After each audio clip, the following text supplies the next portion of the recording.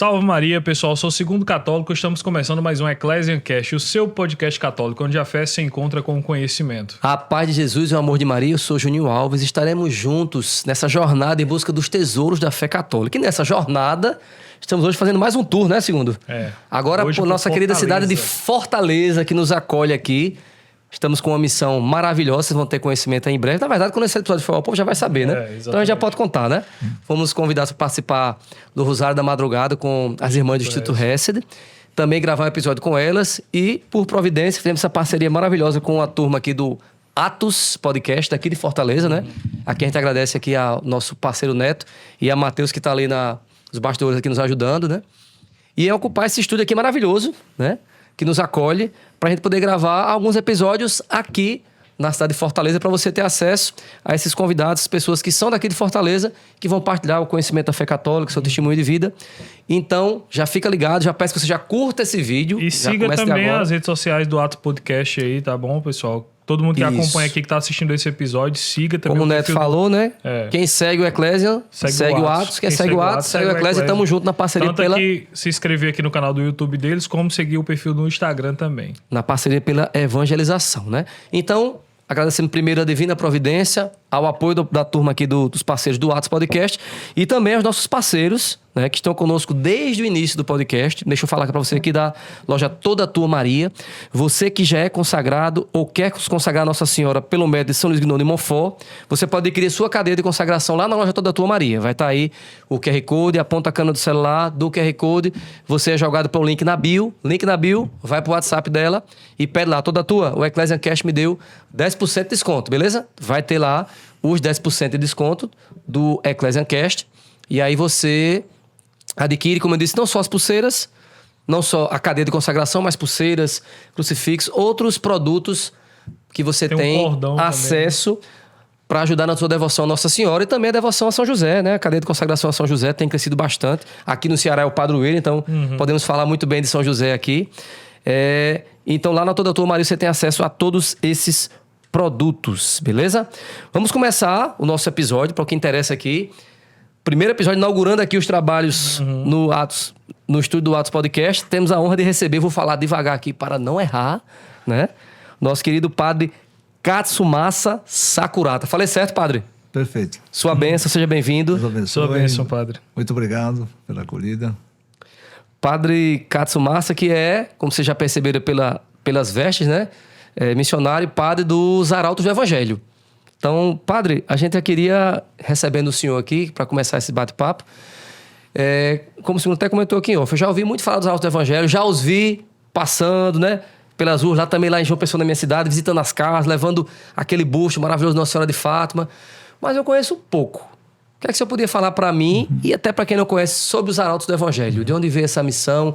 Qual é o chamado de vocês dentro da Igreja Católica? Os Arautos do Evangelho temos como fundador o Monsenhor João Cladias. E já há mais de 50 anos já o movimento já tem no seu embrião muita presença no Brasil. Porque o nosso fundador, Monsenhor João Cladias, ele teve um mestre que nós podemos chamar de primeiro fundador, que é o Dr. Plínio Corrêa de Oliveira. E então toda a formação dele ele recebeu do professor Plínio Corrêa de Oliveira. E o Monsenhor João, ele sempre se preocupava muito com a juventude, não é? Como a juventude no Brasil, no mundo inteiro, não é?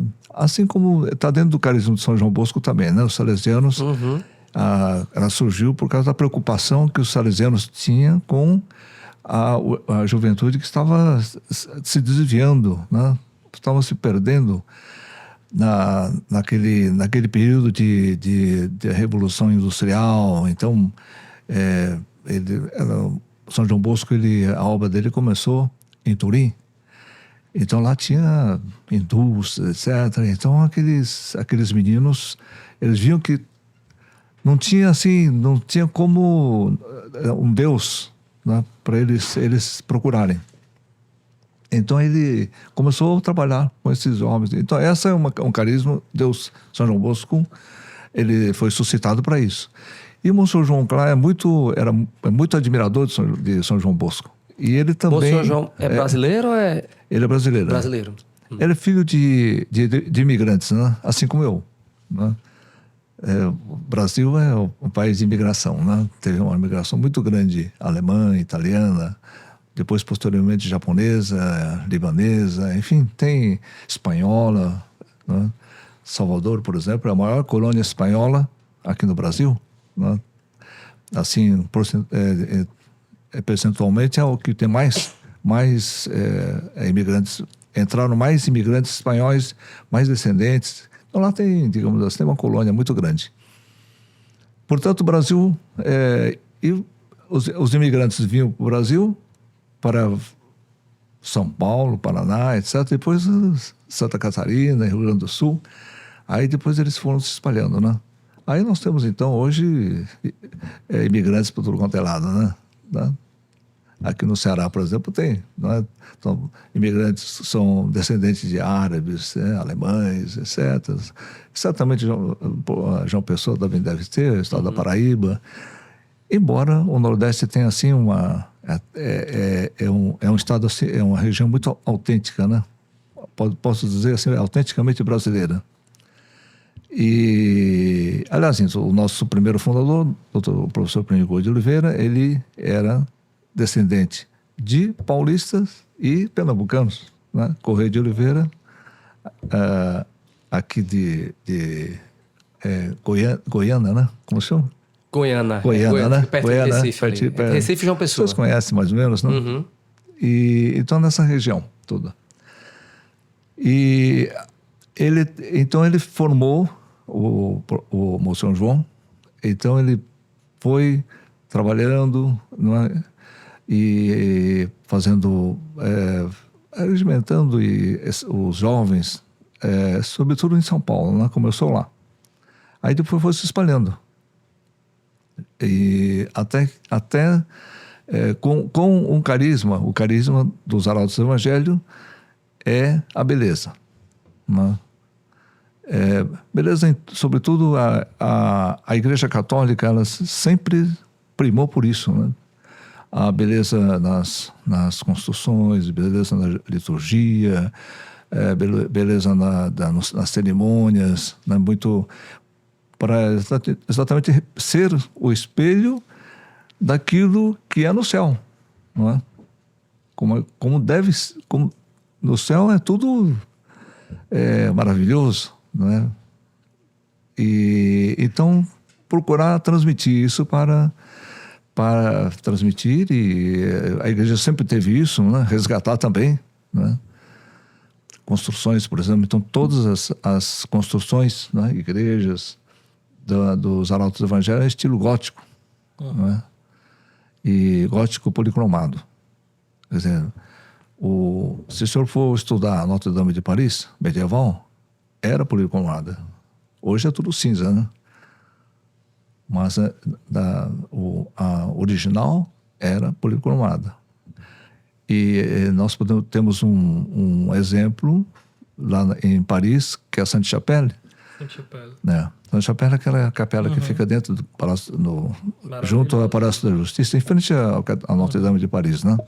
Então, aquela construção toda é policromada. Não sei se vocês tiveram oportunidade de estar lá ou ver fotos. Eu passei por lá, não cheguei a entrar ainda na peregrinação porque a gente não teve tempo. Eu conheci algumas catedrais em Paris. Notre Dame, inclusive, estava em reforma devido ao incêndio. A gente foi na Sacré-Cœur também, que é uma igreja belíssima. Nossa, Sacré-Cœur. Adoração perpétua há 114 anos. Exatamente. Mas na Sainte-Chapelle a gente não teve como ir ainda porque não teve tempo. Mas eu pretendo ir lá conhecer pessoalmente, assim, em breve. Um dos carismas dos Arautos do Evangelho é exatamente essa também do amor à Eucaristia, né? Nós temos 3 capelas de adoração perpétua. São internas, né? Exatamente o que acontece lá na Sacré-Cœur, né? Sacré-Cœur, né? Então 24 horas por dia, sem parar, né? Quer dizer, a presença de Nosso Senhor, assim, isso é muito importante, especialmente no mundo que nós vivemos. Mas as construções, por exemplo, o gótico foi uma revolução, né? Quer dizer, ela surgiu na Alta Idade Média, né? século XIII, por aí. Foi com São Luís. São Luís IX foi o que mais impulsionou o estilo gótico, né? Notre Dame de Paris é uma obra-prima, né? Então, a característica do gótico era isso. Era de colocar luz. Né? Então, se eu ver, por exemplo, Sainte-Chapelle. Sainte-Chapelle é toda luz. Só vitrais em volta, aí, dentro da igreja. E vitrais coloridos, com história sagrada, etc. Então, é lindíssimo. E tem as rosáceas, né? Então, a Notre Dame de Paris tem aquela rosácea central, tem rosácea norte, rosácea sul, etc. É uma maravilha. Quer dizer, interessante que nas catedrais que a gente passa na Europa, né, na grande maioria, ela sendo gótica ou não, sempre tem.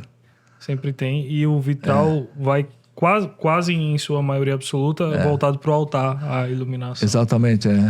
E as catedrais góticas são de fato aquelas que chamam mais atenção, exatamente, aquelas que exalam espiritualidade, beleza, aquilo que a igreja procura resgatar no mais belo da arquitetura. Exatamente. Ao que o senhor se dá o entendimento hoje dessas novas igrejas, nessa nova arquitetura, principalmente aqui no Brasil, que falta com essa beleza primordial que a igreja sempre tratou de fazer suas catedrais, suas grandes basílicas, e hoje parece que isso meio que se perdeu, principalmente aqui no Brasil. A beleza não está sendo mais resgatada até nas construções das igrejas hoje em dia aqui no Brasil. Ao que se deve isso, na visão do senhor? Por causa da modernidade, né? Várias correntes modernistas, etc., foram introduzindo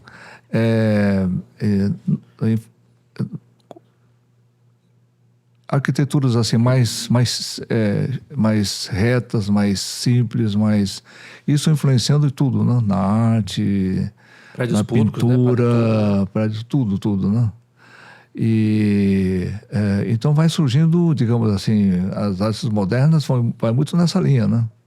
Esquecendo o lado da beleza, mas procurando deformar um pouco o que era belo. Eles vão deformando, fazem caricaturas, etc. Né? Não transpassa mais a espiritualidade com a catedral gótica transpassa pra gente. Quando a gente entra, a gente já sente vontade de rezar. Isso, exatamente. Muita igreja hoje aí, em alguns lugares, parece meio que um armazém, né? Exatamente. Quadradão, assim.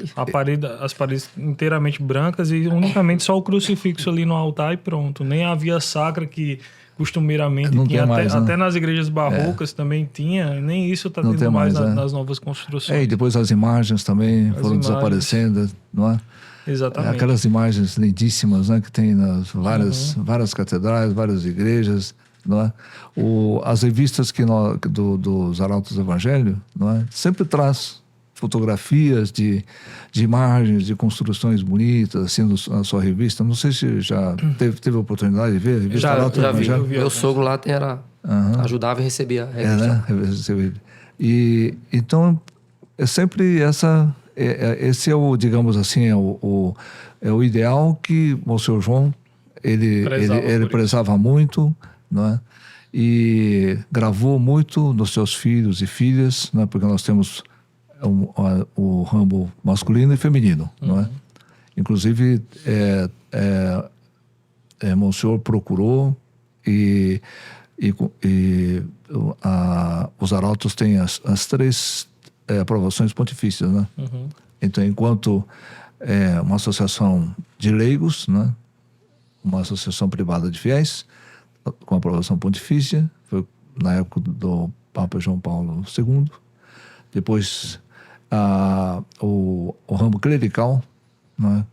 Que é a Sociedade de Vida Apostólica, Virgo Fausto Carmelli, também com aprovação pontifícia, Bento XVI, e ao mesmo tempo uma aprovação pontifícia também para o ramo feminino, que é a Sociedade de Vida Apostólica, Virgo Regina Virgem. Perfeito. Então, lá em São Paulo temos uma construção, não é? As pessoas chamam de castelo, não é? da ordem feminina, que chama-se Monte Carmelo. Aliás, hoje é de Nossa Senhora do Carmo, né? É aquela igreja bem grandona. Não, bem grandiosa, aquele complexo todo ela é a Basílica, né? A Basílica. Ela é a Basílica Papal. Que foi que repercutiu recentemente na internet os vídeos lá. O pessoal achava até que era na Europa. Exatamente, Eu não tenho várias pessoas que gostam de fazer, né, filmagens desses lugares todos. Padre, né? Hoje, quantas pessoas fazem parte dos arautos do Evangelho? Entre sacerdotes, leigos, masculino e feminino ao todo? Quantas pessoas fazem parte? Nós temos assim a ordem terceira também, né? Que são os terciários, né? Terciários. Mas no total nós temos aqui uns mil e poucos da ordem masculina, 1.200, por aí, 1.300. Aí é muito elástico, porque vai aumentando muito, nós não temos uma ideia. Tem uma dúvida que ela é muito frequente relacionada aos arautos, porque quem vê de fora acha que é uma coisa assim muito fechada, mas assim, eu vou fazer uma pergunta agora como leigo total nisso. Sim. Se eu sou leigo, eu quero entrar para os arautos do Evangelho, o que é que eu tenho que fazer? Depende do... Leigo, eu quero tornar um leigo, dos arautos do Evangelho. Pode... Aqui, por exemplo, nós temos uma casa em Fortaleza, né? Não sei se os senhores chegaram a ter ido lá. Nós temos uma casa onde é aberto. Frequenta não só arautos, mas simpatizantes. Nós no Brasil, existem várias casas, né? Várias casas. Aqui, né? O público também, não é? Aqui em Fortaleza está no projeto uma igreja, né? Mas ainda não temos. Nós temos uma espécie assim de capela, não é? Aberta, mas que tem capacidade para 200, 300 pessoas, mas necessitando, como é aberto, então pode colocar mais pessoas também, né? E sempre aos domingos as missas são bem frequentadas, né? E lá é aberto. Agora, as pessoas, os leigos que querem conhecer, querem fazer parte, começam a frequentar, não é? Ele, por exemplo, ele é terciário, não é? Ou para quem está de casa, o que seria um terciário? O terciário seria um leigo casado, não é? Tem que ser casado obrigatoriamente? Ou não? Normalmente mas pode ser solteiro também, não é? No caso, ele vive um pouco, conhece o carisma da obra, mas não adentra na vida religiosa. Assim, né? Ela não é consagrado, né? Tem a sua vida particular, não é? Profissional.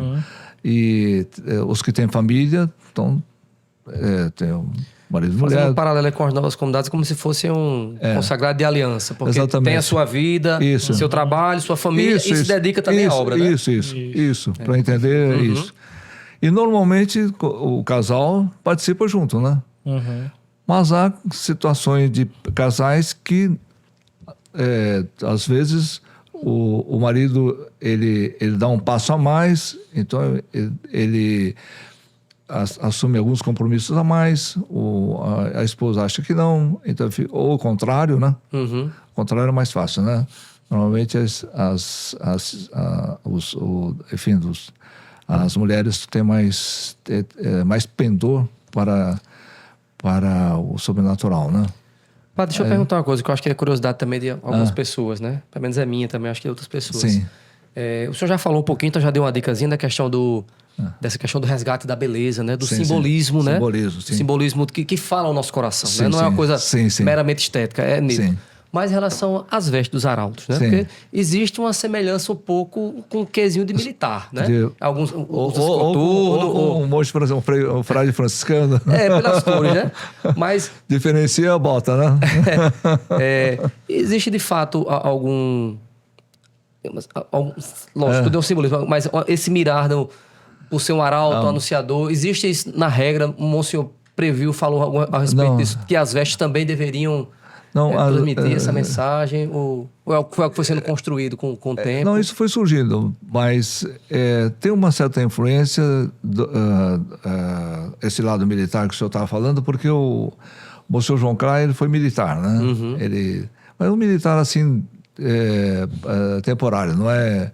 Ele fez serviu um quartel no período do serviço militar, né? Uhum. Então, serviu na 7ª Companhia de Guardas, que é uma companhia de elite do Exército em São Paulo, né? E até ele foi promovido, quando ele saiu como cabo, etc.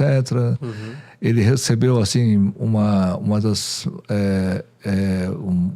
medalhas, condecorações, uma das mais altas que tem no Exército, assim, pelo comportamento, tem vários índices que eles analisam para dar esse... Porque, queira ou não, a vida militar, de certa forma, a rotina, a ordem, se assemelha um pouco à vida religiosa, né? No sentido de ter um regramento, de horários para cumprir, momentos em comunidade, aqueles momentos de você se dedicar ao seu desenvolvimento. Exatamente. Mais, né? Tanto é que o Santo Inácio de Loyola, quando ele fundou a ordem religiosa dele, ele deu o nome de Companhia de Jesus. Companhia de Jesus.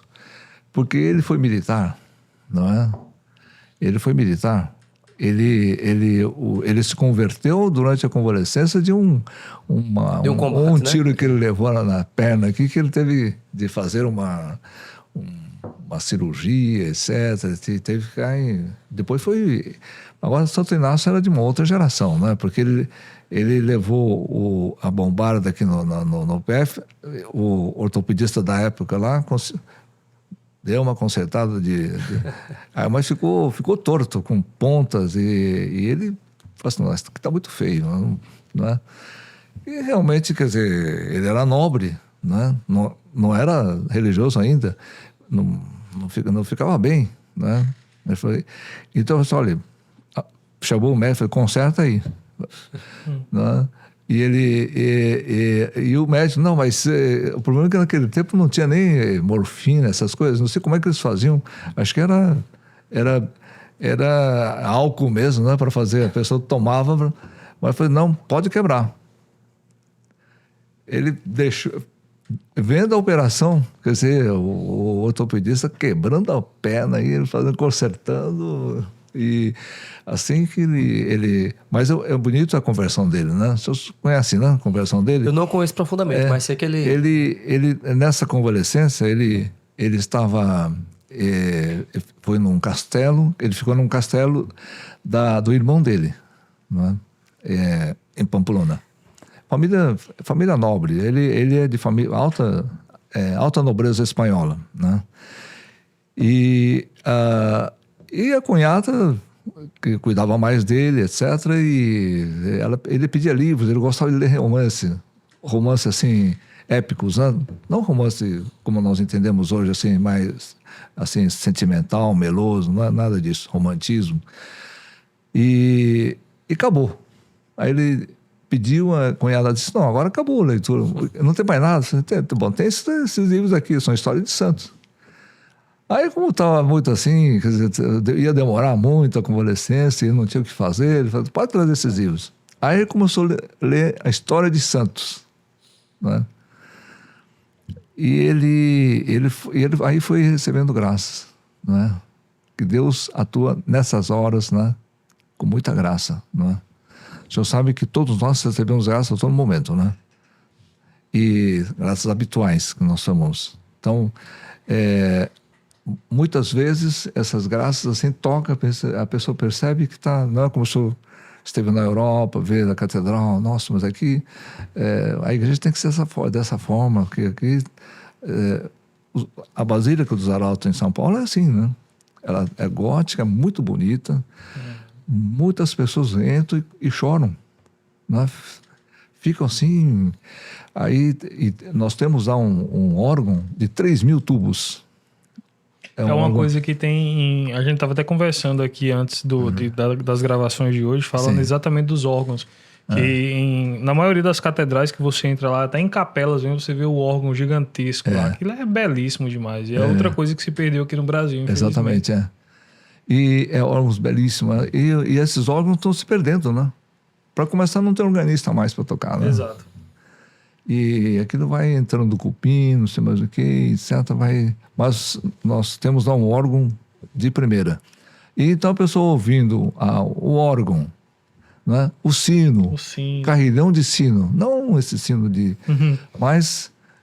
e canto gregoriano, que é um outro ponto que os arautos, as pessoas admiram muito, ficam muito tocados, porque as pessoas ficam cansadas de músicas modernas, né? Exato. Que não, e aquela música que eram cantadas nos mosteiros, etc. Aquilo toca outras pessoas. A beleza na arquitetura que a gente estava falando, que eleva um canto gregoriano, ele tem esse poder de elevar a sua alma para a oração. Exatamente, porque São Paulo diz, nós temos que olhar sempre para cima, né? Porque olhando para cima, nós temos uma meta certa, né? Porque se a gente fica muito no terra a terra, não é que é proibido cuidar de coisas assim como nós estamos fazendo, não é? Mas isso é um instrumento. Nós temos que utilizar meios, né, de evangelização, mas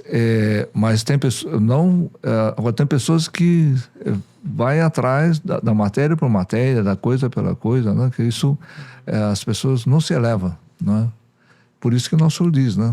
Nós temos que buscar, não nos apegarmos às coisas que passam, às coisas materiais, mas buscar as coisas espirituais, né? aquilo que não passa. E a igreja, a gente vai vendo as orações, né? Aquelas orações finais das missas, sempre a igreja insiste muito nesse ponto, né? Para nós usando as coisas que passam, são mais buscar aqueles que não passam, né? Por isso que nosso Senhor diz, né? Tudo passa, né? Mas as minhas palavras não passarão. Eu tenho muita vontade de participar de uma missa lá nos arautos. Eu ainda não, porque assim, lá na Paraíba, pelo menos na região que eu moro, não tem arautos evangélicos. Sim. Então eu sempre tive muita curiosidade, tanto de entrevistar como de participar de uma missa nos arautos, porque eu tenho essa curiosidade de saber como é. Recentemente não, um ano atrás eu participei de uma missa na Catedral de Santiago de Compostela, lá na Espanha. A gente estava até conversando fora do ar. E você vê aquela catedral gigantesca, um órgão imenso. Aí você vê o salmo cantado em latim, um canto gregoriano. Sabe? Aí tem tem aquele maior turíbulo do mundo que percorre a igreja todinha. Aí debaixo do altar tem a cripta de São Tiago, apóstolo de Jesus. É tudo desse tamanho assim. É gigantesco. É uma coisa. Você olha aquilo, já dá vontade de rezar. Na hora que você pisa o pé dentro da igreja, já dá vontade de rezar. Isso é uma coisa estrondosa. Exatamente. Mas focando no que o Juninho estava falando, das vestes que os arautos usam. Voltando então. Mas é bom quando a gente começa a conversar, vai vários temas e volta. Vários temas, porque eu gosto muito de falar sobre as catedrais, é um tema belíssimo. Mas eu queria focar na questão das vestes que o Juninho falou, que eu queria que o senhor explicasse para quem é de casa e não conhece o que significa a cruz que os arautos carregam, o simbolismo de cada parte dessa cruz aí. Os senhores sabem que, digamos assim, esse hábito aqui, ela está registrado lá na Santa Sé, no Vaticano, né? Para a igreja, para dar a aprovação pontifícia, analisa tudo, né? Tem que aprovar o hábito também, né? Assim como na igreja tem uma infinidade de hábitos, cada um tem o seu simbolismo, né? Mas o escapulário aqui seria o escapulário como as ordens religiosas em geral têm, né? Os franciscanos, né? Os cistercienses, os beneditinos, né? Dominicanos, todos eles têm um escapulário, né? Chamamos escapulário por causa vem do latim scapula, que é o ombro aqui. Então uma peça que cobre, não é? Tanto é que tem paramentos que usa escapular. Não sei se missa solene assim, se usa um escapular. Tem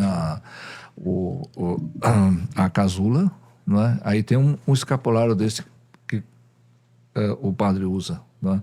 E esse aqui usamos no hábito, né? E o capuz é um capuz, digamos assim, é um capuz monacal mesmo. Agora, qual o significado da cruz? A cruz é a cruz de Santiago. Mas essa cruz de Santiago é estilizada, né? Ela estilizada no sentido, mas tornado assim mais bonita, mais... Não que não seja bonita a outra. Essa é a mesma cruz de Santiago de Compostela? É a mesma, Eu achei uma similaridade lá, mas não tinha certeza. É dessa forma, assim. A diferença qual é? Que ela tem essas duas cores, né? Branca vermelho e branco. E vermelha. Um pouquinho mais perto do microfone. Falar um pouquinho mais perto do microfone. Sim. Tem essa e vermelha, branca e vermelha, né? Então essa cruz, e aí é uma cruz que faz uma ponta aqui assim. Acho que já viram, as pessoas já conhecem. E simbolizando o seguinte: o vermelho é o vermelho do sangue, né? Então, quer dizer, esse vermelho simboliza que nós estamos dispostos a defender a fé católica até o sangue, se for necessário. Mas também simboliza também o sangue do sacrifício, do dia a dia, da mortificação, que faz parte da vida de todo católico, não é? A igreja sempre incentivou, não é? Nós temos uma certa mortificação, não é? Mortificação em todos os sentidos. Pode ser mortificação de jejum, de abstinência, não é? Não jejum, mas um regime, por exemplo, uma alimentação, não é? Corta um pouquinho. Né? Faz um... Eu vi. E o branco? Então é isso, esse é o vermelho. Mas basicamente é o sangue do nosso Senhor Jesus Cristo, né? Tá. E o branco é a castidade, a pureza, não é? Também do corpo e da alma, não é? E aí nós representando isso. E esse cordão dourado simbolizando a nobreza da nossa vocação, né? A nobreza da vocação religiosa. Maravilha. Que todo mundo tem, né? E o broche no peito é só uma chave de São Pedro, né? Exatamente. Essa aqui são as chaves pontifícias, exatamente. A chave do... E a tiara papal. Nós temos essa autorização também para usar esse símbolo aqui. Todos os arautos usam o broche. Todos os arautos usam o broche. Na cintura é a corrente, né? Tem uma corrente? A corrente é a cadeia da consagração à Nossa Senhora de Fátima, né? É como se fosse a cadeia de consagração que a gente usa no braço. Exatamente. Todo arauto tem que ser consagrado a Nossa Senhora. Tem uma corrente na cintura, todo arauto. O que o senhor estava perguntando, como é que um leigo pode entrar nos arautos? A primeira coisa, já tem que fazer um curso de consagração, né? Maravilha. E se consagrar a Nossa Senhora segundo o método de São Luís Maria Grande de Montfort, que é perfeito. Eu queria que o senhor explicasse a relação dos arautos com Nossa Senhora de Fátima, porque essa relação tão íntima entre os arautos do Evangelho e Nossa Senhora de Fátima. A Nossa Senhora de Fátima é o seguinte, porque por causa da providencialidade da aparição dela, não é, de Nossa Senhora, em Fátima em 1917, né? Foi em Portugal, mas exatamente ela estava no final da Primeira Guerra Mundial. E o mundo estava assim, estava saindo da Belle Époque, depois aquele desejo de gozar a vida, de buscar a felicidade terrena, depois o afastamento geral dos católicos, não são todos, né? Quer dizer, assim como hoje nós temos, mas hoje muito mais, quer dizer, o afastamento. O Brasil, por exemplo, o catolicismo, por exemplo, está uns 50% já, né? O Brasil foi maior foi, né? Maior país católico do mundo, né? É 98%. Ainda mas só que... às vezes está meio caótico, mais caótico do que católico. 98%, quer dizer, era, né? Década de 50, né? É só ver as procissões. Você vê uma procissão assim, Corpus Christi, na década de 40, quer dizer, é gigantesco, quase 1 milhão de pessoas participando em São Paulo, né? Quando houve aquele... como chama? Vem pra rua? Houve o Encontro de Deus, não o Congresso Eucarístico, que houve em 42, por exemplo. Mas foi nesse período, não foi? 50 na década de 50? 42 foi. Na 42 então foi um congresso que tinha quase 1 milhão de pessoas lá no Vale do Anhangabaú, em São Paulo. Eu vi umas fotos históricas desse evento. Do Brasil todo. Né? Então lá estavam reunidos políticos, governadores de quase todos os estados. Estava lá, inclusive, o Agamenon Magalhães, aqui, que foi governador do Pernambuco, né? Ele foi interventor, né? Na época do Getúlio Vargas. Ele esteve lá, né? Ele era católico. Incrível que pareça. Mas era católico. Por incrível que pareça. Mas era católico. Mas o que eu estava... eu estava dizendo a relação da Nossa de Fátima, né? Então, Nossa Senhora, então, em 1817, ela apareceu para esses 3 pastorinhos, né? Ela, na segunda, maio, junho. Já na segunda aparição, ela já deu o objetivo daquelas aparições. Já deu o papo, né? Como a galera fala hoje. Exatamente. Já disse, já contou a elas o que chamava dos segredos de Fátima, né? Então, esses segredos de Fátima, ela tinha a primeira, a segunda, a terceira, né? No mês de junho, né? E ela só proibiu não contar o terceiro segredo. Mas o primeiro e o segundo ela contou. O primeiro foi a visão do inferno, não é? E isso também para mostrar para o mundo inteiro que muita gente até hoje tem pessoas tem católicos que acham que não acreditam no inferno, né? Não, o inferno é dogma de fé, mas tem gente que não, para não dizer que não existe, às vezes o que eles dizem? Inferno existe. Eu acredito piamente, um grande político aí dizia, católico, eu acredito piamente que o inferno existe, mas também acredito piamente que ela está vazia. Eu sei quem foi esse teólogo que disse isso aí. Eu sei quem foi esse teólogo que disse isso aí. Mas, então, mas Nossa Senhora mostrou para as 3 crianças, a Lúcia, Jacinto e Francisco, mostrou o inferno. E coincide... Hoje o conceito tutelar é bater atrás de Nossa Senhora. Como é que você mostra um negócio desse para as crianças? Vai traumatizar as crianças. Exatamente, né? A Lúcia tinha 10 anos, né? 10, 9 anos. Que eu me lembro, acho que é 10,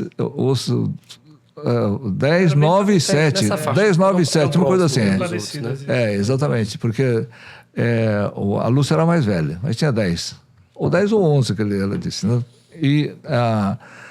E Jacinta, 9. E o Francisco, 7. 7 anos. 7 anos. Mas os meninos ficaram aterrados, né? Tem uma fotografia, né?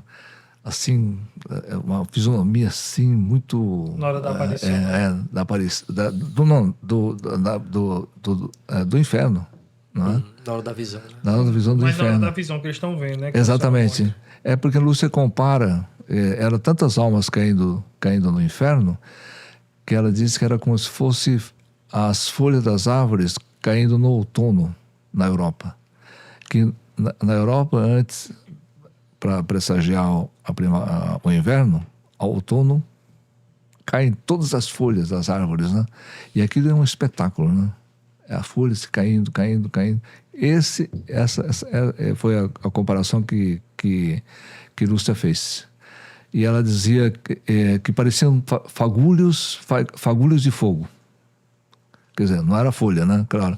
Era tanta gente caindo, não é?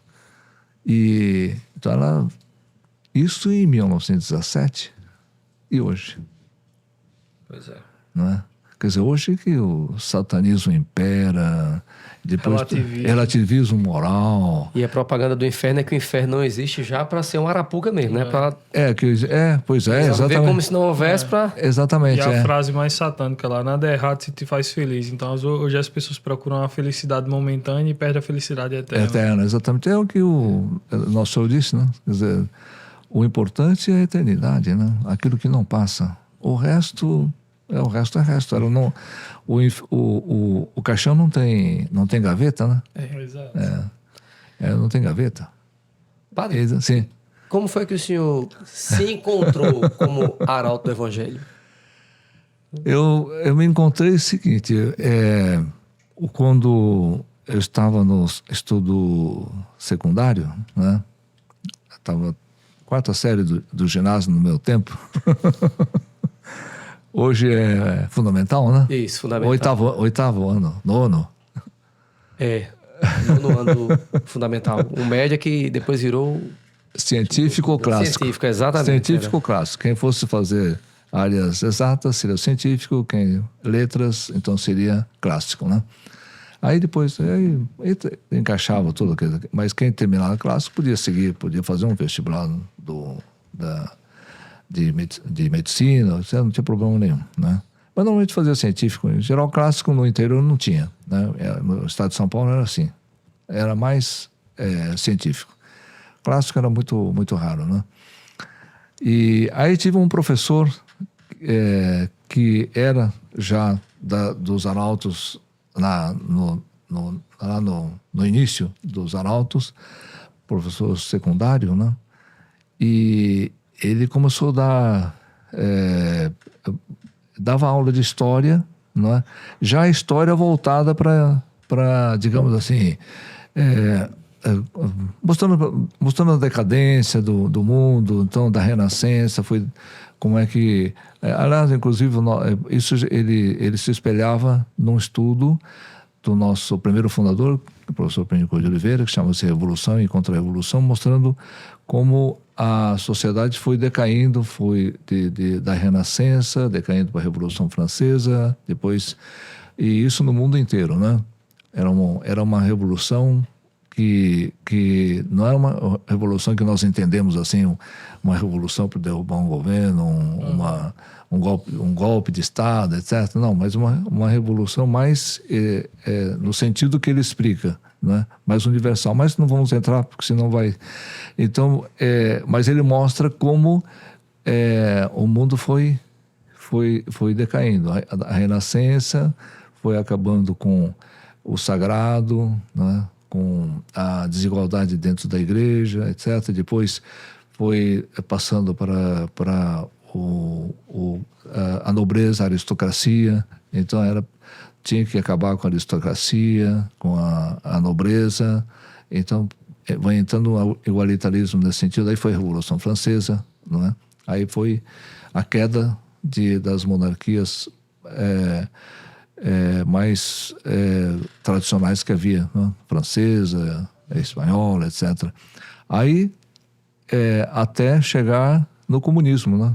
Que foi o igualitarismo na economia, né? Ele foi mostrando tudo isso, né? Mostrando isso na aula de história, que faz parte da história, né? E então E hoje é pintado de outra forma, né? Exatamente. Só para não perder o gancho que o senhor falou aí da Revolução Francesa. Sim. Como eu falei para o senhor recentemente, eu estive lá na França. Lá. Sim.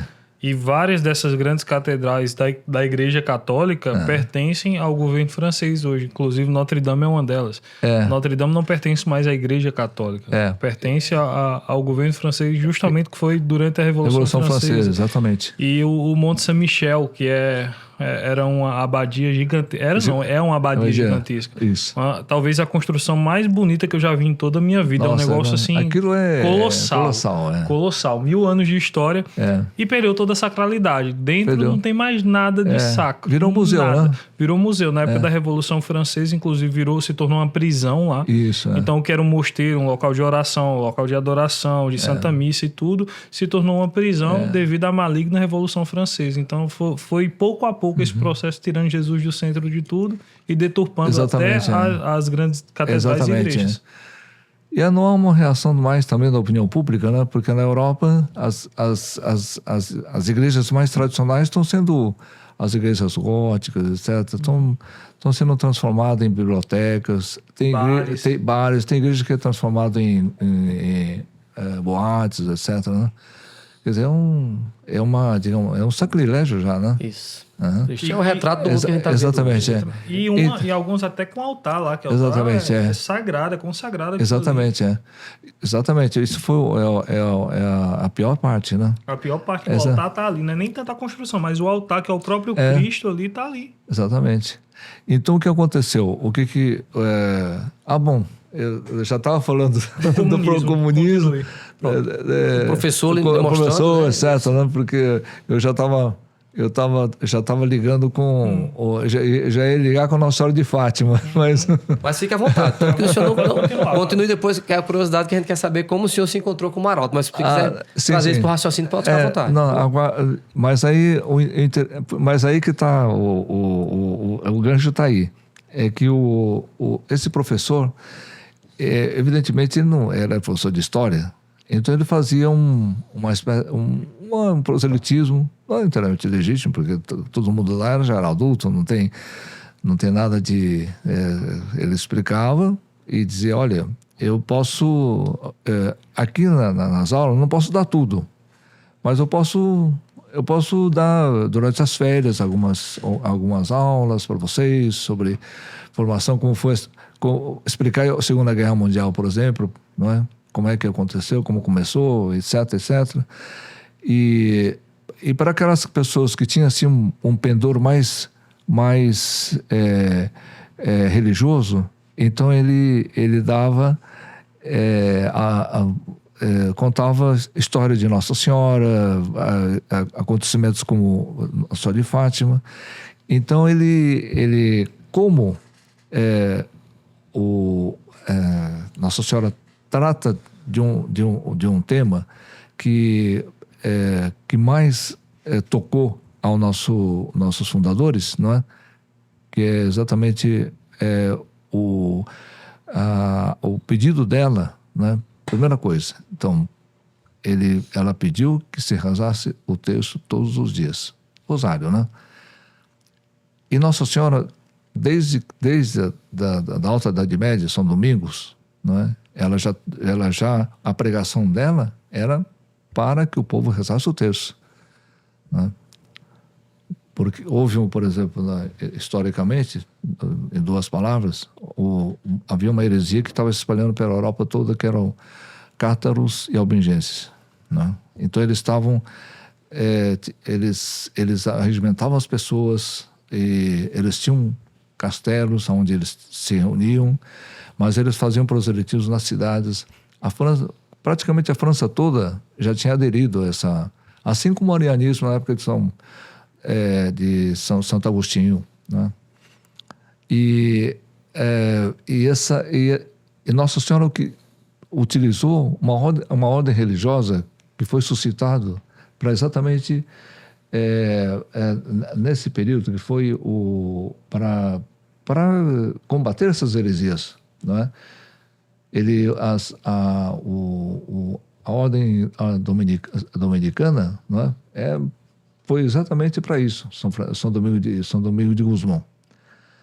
E eles... Nossa Senhora pediu que ele deu o rosário para eles, né? O rosário, os senhores sabem, são 150 Ave Marias, né? Significando 150 rosas. 150 rosas, 150 salmos, né?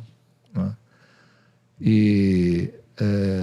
inclusive Nossa Senhora, São Domingos, ele tinha... São Domingos? Acho que foi São Domingos.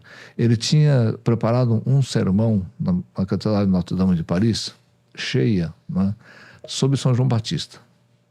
E Nossa Senhora disse assim, não, você vai falar sobre o rosário. Mandou que ele fizesse um sermão sobre o rosário. Então fez com que a Europa toda rezasse o rosário. Falou, reze o rosário, né, para combater essa heresia. E acabou.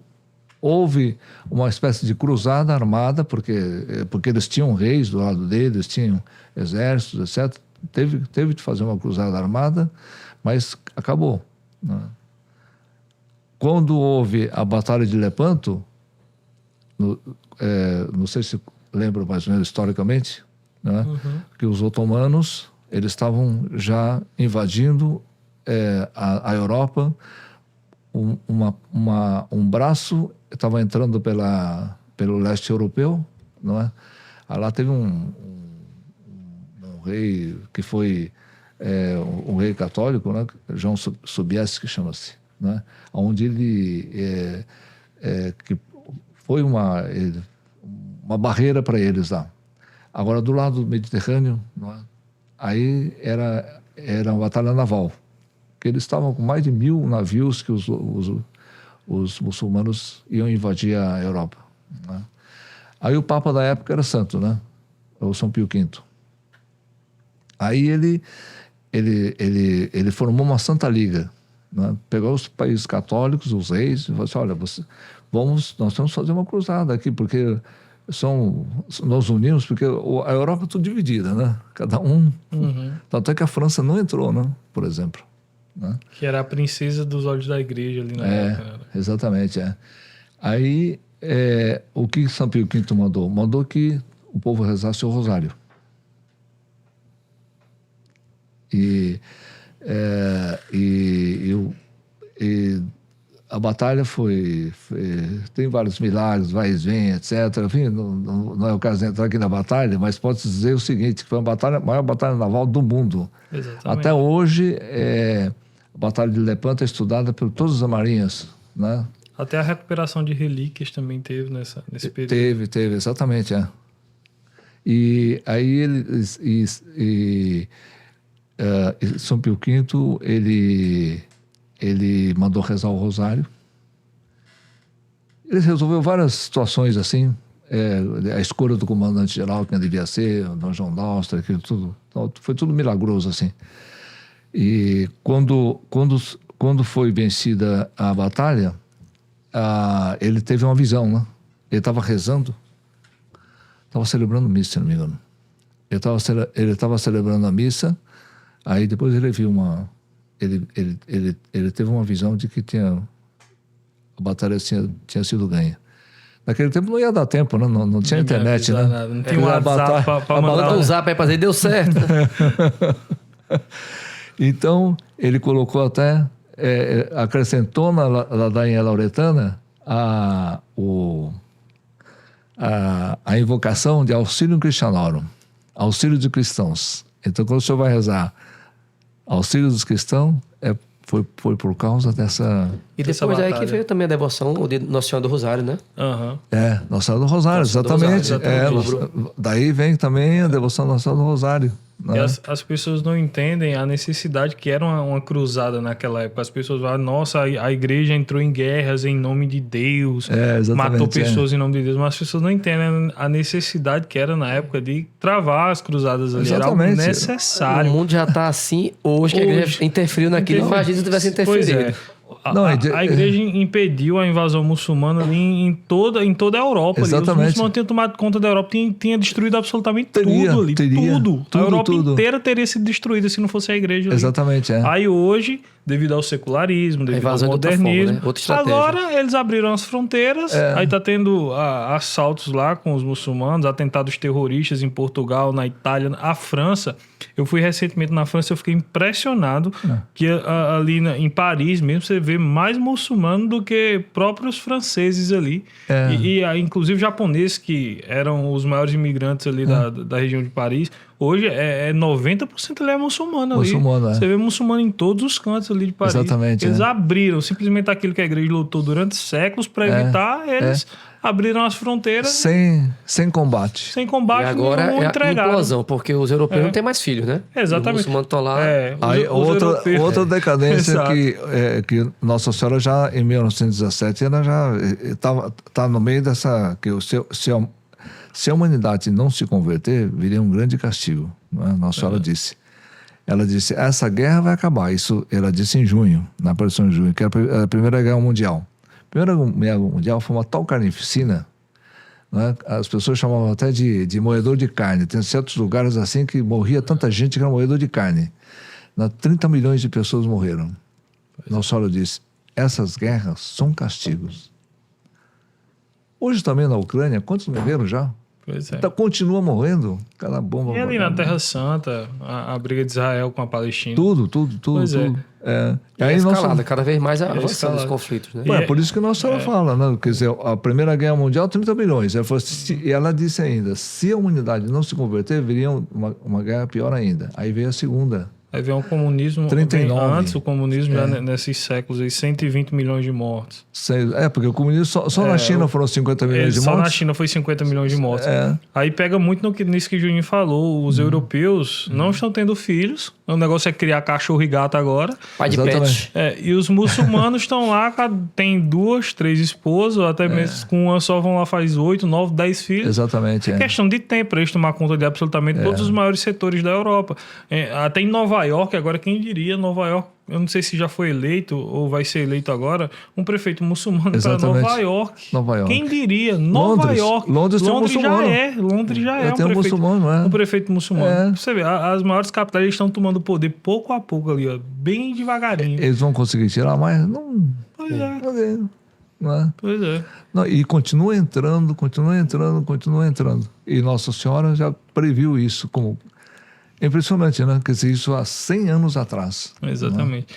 Padre, a gente falou de um conflito naval, que o senhor falou que foi o maior conflito da história, e eu queria ficar na água aqui, que eu quero fazer uma pergunta. Essa história eu tava querendo ver.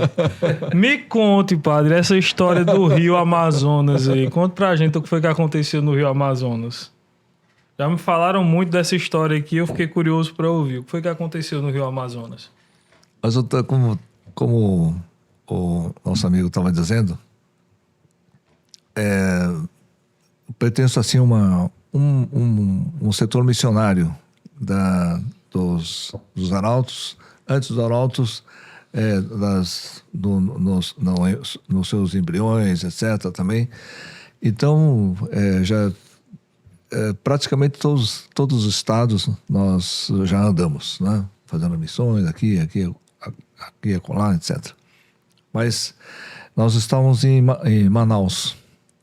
Mas isso foi em 1997. Então faz bastante tempo já, né? 1997. E nós íamos numa Kombi. Né? Naquele tempo era Kombi. Não tínhamos nenhum tipo de van mais fora Kombi. Né? E daquele tempo. Kombi, 9 pessoas só no máximo, né? Que se levava. Mas era um pé de boi, né? E acontece que não tem estrada de Belém a Manaus. É o Rio Amazonas. Ou é por rio ou por ar. Né? Estrada não tinha. Até hoje não tem. Né? Abriram uma estrada há um bom tempo atrás de Porto Velho a Manaus. Mas é uma estrada que durou uns 10 anos e acabou já. A floresta tomou conta, não houve manutenção. Não sei porquê. Pode ter outras razões, mas até hoje, para ir a Manaus é só por rio. Então, são balsas que levam carros, caminhões, containers, 1000 coisas assim, né? Mas naquele tempo era menos container, hoje parece que são mais containers, mais caminhões, né? Carretas. E são carretas grandes, assim, de mais ou menos de 80 metros de comprimento e uns 25 de largura. E tem um empurrador. Nós onde tem a TV lá, tem um empurrador, uma espécie de rebocador que empurra a balsa. Não sei se já chegaram a ter, mas tem a balsa propriamente é uma chapa, assim. Uma chapa e só tem uma guarda na lateral para as carretas não caírem. Mas na frente é aberta, atrás é fechada também, quer dizer... Mas é uma guarda só para não... E nós estamos voltando. Então, essa viagem de Belém a Manaus, de Manaus a Belém, dura, em média, 5 dias, 6 dias, né? E à noite também, né? É contínuo, a balsa não para, né? É direto, 5 dias, 5 noites, ou 6 dias, 6 noites.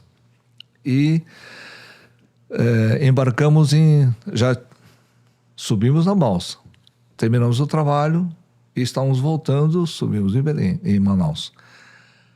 Manaus ela não fica propriamente na beira do Rio Amazonas, né? Na margem do Rio Amazonas. Ela fica na margem do Rio Negro. Rio Negro é o principal afluente do Rio Amazonas, tanto é que o Rio Amazonas nasce no Peru, vem descendo com o nome de Rio Solimões. Aí, quando o afluente principal da margem direita ou esquerda, agora que vem lá o Rio Negro, que nasce lá na fronteira com a Venezuela, ela vem descendo, aí junta-se aqui, deságua no Rio Solimões, aí sim começa o Rio Amazonas, né? Mas Rio Amazonas, de Manaus a Belém, tem 1.700 quilômetros. É muito grande, 1.700 quilômetros. Nós colocamos a Kombi na balsa. A balsa carrega 25 carretas, né? 5 fileiras, 5, né? Aí 25 carretas. E a Kombi ficou num cantinho, lá naquela ponta ali, né? E acontece que o embarque foi quase de madrugada, lá pelas 2h da manhã. Então, logo depois, uma hora de navegação, quando a balsa estava mais ou menos passando pela aquela região do Encontro das Águas, né? Porque o Rio Negro é negro mesmo, né? Essa cor aqui. E o Amazonas é meio barrenta, assim, dessa cor aqui. Mais claro, né? Aí se encontra, chama-se encontro porque é um espetáculo, né? Não mistura, né? Lá fica aquela divisão. Essa cor dividida, né? Negro exatamente. E mais claro um pouco. Exatamente, né? Mas eu estava mais ou menos passando por aí, como era à noite, né? Não tem luz. As embarcações não se acendem a luz para que o piloto possa ter visão, né? Se tiver muita luz assim, aí está perdido, não tem visão nenhuma assim, mais assim ao longe. Então apaga-se todas as luzes, só fica acesa algumas luzes lá no empurrador em cima. Então não enxerga nada. 2h da manhã. Então 2h, 2h30, mais ou menos, passando saí da Kombi para passar do outro lado. Pensava que tinha espaço. Não tinha. Aí pisei em falso. Pisei em falso, lá no meio. Caiu no rio. Caiu no meio. Não do lado. Ou seja, a balsa passou por cima, né? A balsa passou por cima do senhor? Sim, passou por cima. E aí? Aí fui sair ali, ó. Porque eu tava tentando sair de baixo, né? Uhum. Aí o senhor conseguiu sair por baixo da balsa. Onde é São Miguel aí. Exatamente, por baixo da balsa. E a balsa foi? E a balsa foi embora. E aí? Não, aí que tá. Aí escuro. Que tá. Um dos irmãos, né, estava... Não era padre ainda, não. Estava lá naquela ponta ali. Ele estava no empurrador. Atrás ainda de São Pio ainda. Lá atrás, né? Estava no empurrador. E ele ouviu o grito, porque quando eu saí lá, dei um grito, né? Socorro. Ele tinha um outro marinheiro do lado dele. Falei, escuta, você não ouviu? Porque ele estava lá, mas estava sentado lá esperando o banheiro que estava ocupado, porque só tem um banheiro, então eu tinha que fazer uma escalação, né? Agora vai você, etc. E, tá. E ele estava esperando, estava na vez dele. Por isso que ele ouviu. É um milagre também já, né? Uhum. Porque se ele não tivesse ouvido, eu não estava aqui. Aí ele ouviu. Estava lá no estômago do Pacu, né? Aí ele ouviu, e aí? Como é que foi o resgate? Não, ele ouviu. Mas ele não sabia quem caiu. A balsa foi embora. Ele só falou com o companheiro, você não ouviu? Eu falei assim, alguém caiu, eu também ouvi alguma coisa. Aí ele disse, você vai ver, quem é que está faltando da sua turma aí? 9 pessoas, né? E eu vou avisar o piloto lá em cima, o capitão. Aí ele foi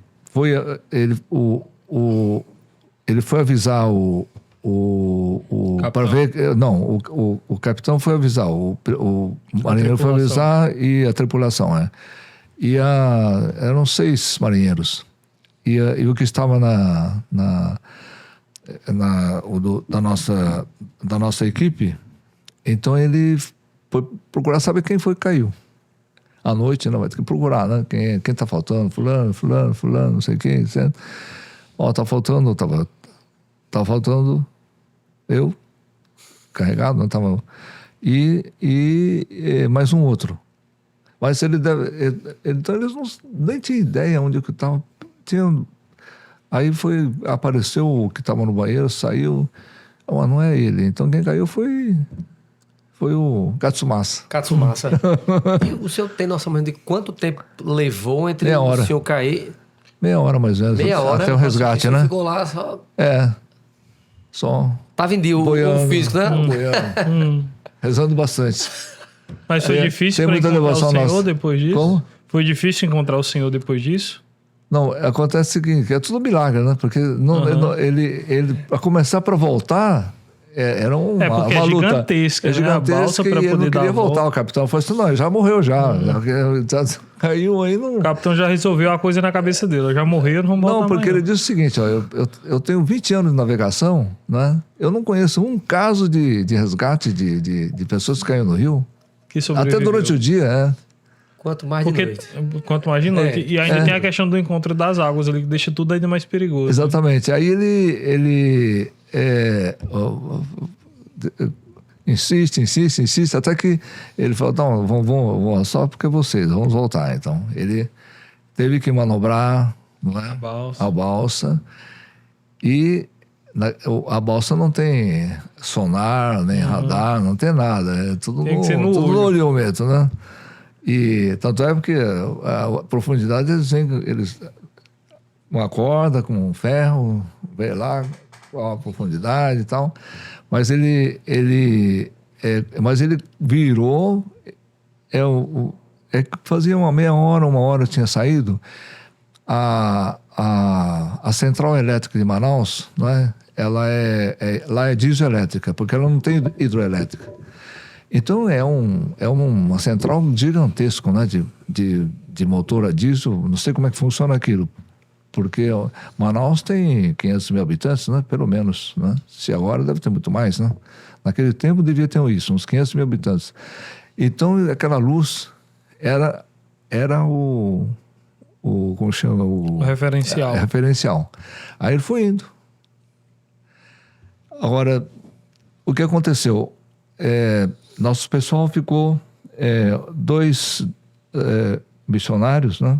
Um na frente, porque a balsa está indo para lá. Está voltando, mas está indo para lá. Ele ficou um em cada ponta, para ver se via se alguém passa alguma coisa, né? E tinha um farol do navio que iluminava lá. E até que ele estava já bem pertinho, assim, olha, ele está aqui, está passando aqui. Porque a água é meio barrenta, né? Claro, mas a pele, ela sobressai, né? Uhum. Fica bem branquinha, assim, dá pra ver. Aí ele gritou, puxou uma ejaculatória, Nossa Senhora de Fátima, então... Não deu nem tempo para rogar para nós. Aí passei de novo embaixo. Passou por baixo da balsa de novo? Porque estava ali, eu estava na ponta. Meu Deus. Tem uma missão grande aqui, viu? Imagino que o senhor nunca rezou tanto na sua vida, com tanta devoção do que nessa meia hora, né? Rezei bastante. O nosso fundador já tinha morrido, o primeiro. Rezei muito a ele também. A Nossa Senhora, fiz promessa a Nossa Senhora Nazaré, lá de Belém. Lá no Sírio, né? Lá no Sírio, Aqui lá tem a Basílica, né? O senhor deve conhecer, né? Assim, não tenho fotos ainda, mas de foto sim. Né? Lá tem... Mas aí, aqui deu para sair, porque a balsa, como estava procurando, ele estava na velocidade mínima, né? Aí deu para sair, mais ou menos sair na metade da balsa aqui mesmo. Aí conseguiu se agarrar ou alguém puxou o senhor? Não dava, não tem como agarrar, né? Uma balsa assim, né? Aí, passando assim, o rapaz que viu aqui, ele correu, falou assim, olha, passou aqui embaixo. Passou, aí ele me viu passando ao largo assim, né? Um pouquinho, uns 20 metros mais ou menos Aí jogaram uma boia. Uma boia, não consegui pegar, um colete também. Aí teve o senhor estava usando o hábito, né? Tava de roupa. Mas ainda não tinha hábito, não. Ainda não tinha hábito, mas estava de roupa. Uhum. Roupa, sapatos, tudo. Naquele tempo já sabe, não tinha tênis, né? Que interessante. Então, aí ele passou do lado, aí o rapaz saltou na água, aí ele levou uma corda, né? E uma boia amarrado junto. Aí foi... Conseguiu lhe trazer de volta, né?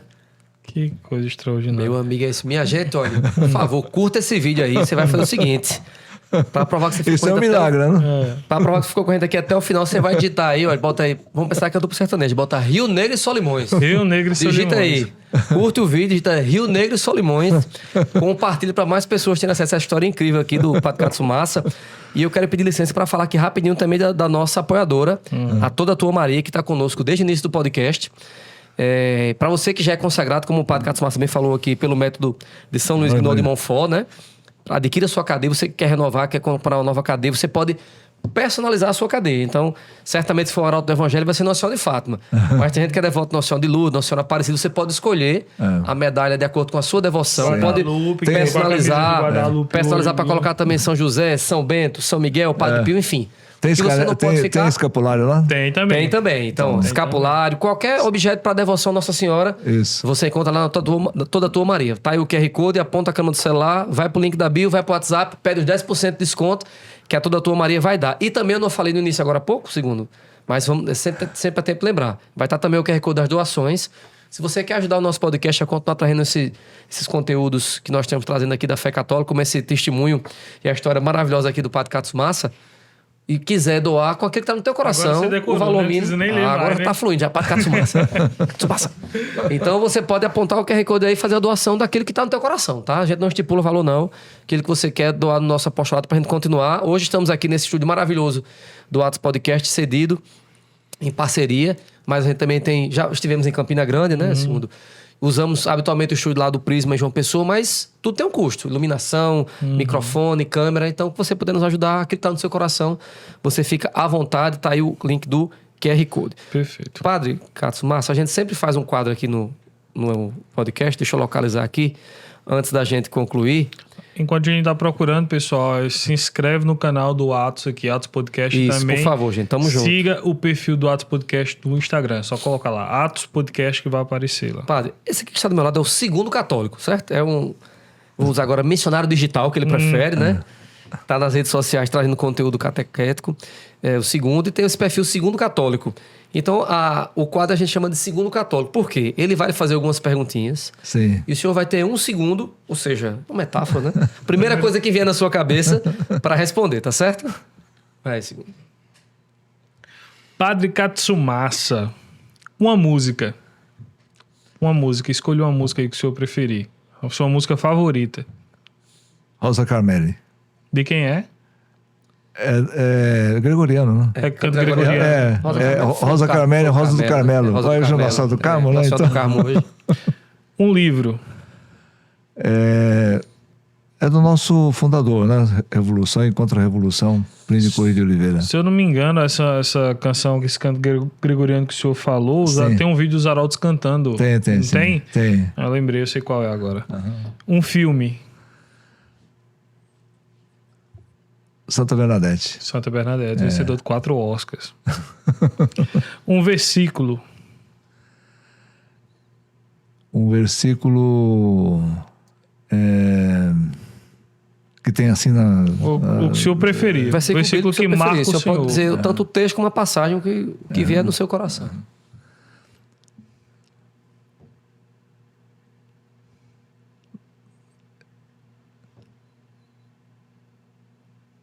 Versículo podia ser do Evangelho, né? Pode ser, né? Qualquer passagem bíblica que o senhor carrega no coração, que é importante para o senhor. Um versículo seria um versículo que inspire confiança, né? Esse é o versículo que mais me toca, né? A confiança, né? Um versículo sobre confiança. Um versículo sobre confiança, ele deve ter. Tá. Um título mariano. Nossa Senhora de Fátima. Nossa Senhora de Fátima. Indiscutivelmente. Um personagem bíblico. Moisés. Tem a ver com as águas, né? Sabia assim que... Tem a ver com as águas. Ele gosta de água. Águas profundas. Um santo. Salvo das águas, né? Já era... Um santo São Francisco Xavier. Um papa. Papa Leão. Papa Leão. Leão Magno.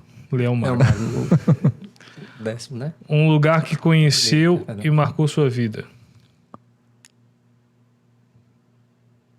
Sainte-Chapelle. Sainte-Chapelle. Um lugar que gostaria de conhecer. Só não diga Lisieux. Ou diga. Se o senhor disser, a gente vai. No Brasil? Qualquer lugar do mundo que o senhor gostaria de conhecer. No Brasil já conheceu quase tudo, o senhor já disse nas suas missões, né? Pois é. Mas tem algum lugar no Brasil, no mundo, que gostaria de conhecer e não conheceu ainda? Mont Saint-Michel. Mont Saint-Michel. Mont Saint-Michel. O senhor precisa conhecer, porque lá vale a pena, viu? Lá é um lugar maravilhoso. É isso. Padre Katsumasa, se quem nos acompanha aqui no podcast tiver um pouco mais de curiosidade e quiser conhecer um pouco mais sobre os arautos do Evangelho e... na minha cidade não tem, mas eu quero ter acesso às informações, conhecer um pouco mais. Sim. Como é que faz? Tem site, rede social, canal do YouTube? Como é que faz a pessoa ter acesso aos conteúdos para conhecer um pouquinho mais sobre os arautos? Eu acho que o próprio o site institucional, né, dos Arautos do Evangelho, né? Sabe o site dos Arautos? Arautos.org, né? Arautos.org, né? Arautos.org também tem o perfil do Instagram oficial dos Arautos do Evangelho também, que é belíssimo, quem quiser conhecer. E uma coisa antes da gente encerrar, recentemente a gente teve no PHN e tinha um leigo lá entregando alguns santinhos com a imagem de Monsenhor João Cladias. Como é que está esse processo? Assim, existe já uma abertura para um processo de beatificação, de reconhecimento? Não, ainda não tem, né? Ainda, porque o passamento dele foi muito recente, foi em novembro, 1º de novembro de 24, logo... bem recente, né? Então, mas existe essa esperança no coração do pessoal dos Arautos? Certamente para quem é da obra, né, padre? Já tem ele como intercessor no céu, como um exemplo. Todos nós temos certeza. Para quem dos Arautos já tem esse reconhecimento no coração. Nós temos a certeza moral, né? Absoluta só Deus, né? E quem me entregou, eu falei justamente isso lá no PHN, né? Espero que seja reconhecido, porque de fato era um homem santo, isso é inegável. Exatamente. Era um homem santo. Então a gente deixa a igreja decidir esses critérios daqui em diante. É isso. Obrigado. Antes da gente encerrar, se o senhor quiser deixar uma mensagem, né, para quem está nos acompanhando, né? Sua bênção também, ou alguma mensagem que os Arautos do Evangelho tenha já esse hábito de visitar as casas. Então, agora você está visitando a casa das pessoas, né? Aqui a casa, ou até mesmo o escritório, o trabalho, o carro não estiver acompanhando pelo YouTube, no celular, mas pode ficar à vontade para deixar uma mensagem para quem nos acompanha no EcclesiaCast. Uma mensagem seria uma mensagem de, como dizia, a confiança, né, que nós devemos ter na confiança que nós devemos ter na providência divina, né? As últimas liturgias, Nosso Senhor fala muito nisso, né? Quer dizer, não preocupar com o futuro, não preocupar com os bens materiais, né? Mas pensar que Deus proverá, né? Assim como o maior ato de confiança está ligado a uma obediência extrema, né, que foi de Abraão, né, com relação a Isaac. Deus pediu o sacrifício do filho, o filho único dele, né? Ele não contestou. E a atitude do Isaac também foi muito bonita também, né? Pai, nós temos fogo, nós temos lenha, né? E a oferta? Não é? A gente imagina o que deve ter sentido Abraão, né? Pensando, né? Nossa, aquilo segurando as lágrimas, né?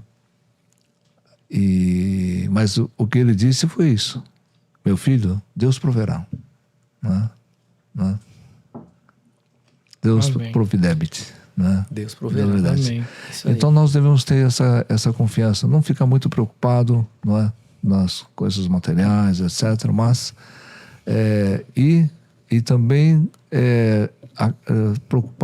preocupado, nós devemos nos preocupar em manter o nosso estado de graça a cada dia, né? Porque a condição para a nossa salvação é o estado de graça.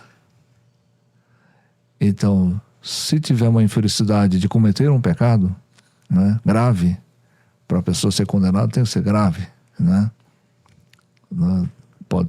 Uma tentação não é pecado. O pecado está no consentimento, né? Porque a tentação é uma avalanche que nós temos continuamente, né?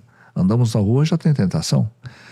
O que nós devemos ter é então esse reflexo de evitar os maus pensamentos, os maus olhares, etc, maus desejos, né?